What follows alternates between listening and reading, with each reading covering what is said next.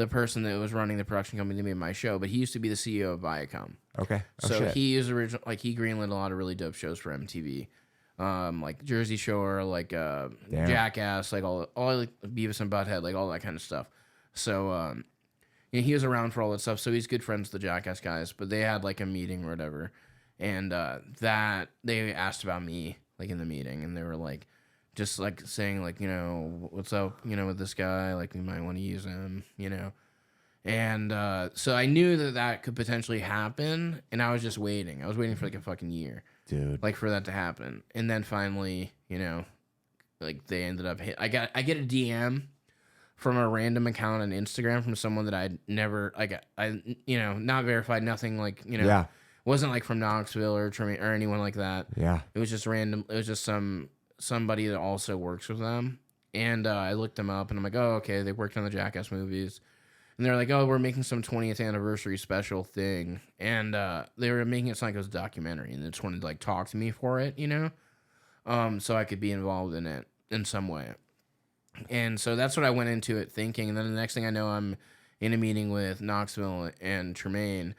And then they're still acting like it's this special because they're not trying to let people know they're making another movie yet. And I was like, okay, interesting, But I was like trying to be on board for that. And I went to them with a bunch of ideas that I had too. And they liked that. It was cool. It was a really crazy experience, like meeting them. Then I had another meeting with them, and then they're like, yeah, it's actually like the movie. It's not, shit. And I was like, holy shit, And then like a few more months go by, and we're doing like the pre-shoot, which was like, it wasn't like officially greenlit yet. But they had, some newer people come in like me, and they like were testing it out like with the, the OG cast pretty much. And yeah, so I was just like doing like, we had like 2 days of filming, and they only had me there for one of the days, and we did that, and it went really fucking well. Like it was great. Like the vibes were great. Yeah. They got good footage. They sent it to Paramount, and they were like, yeah, it's a go.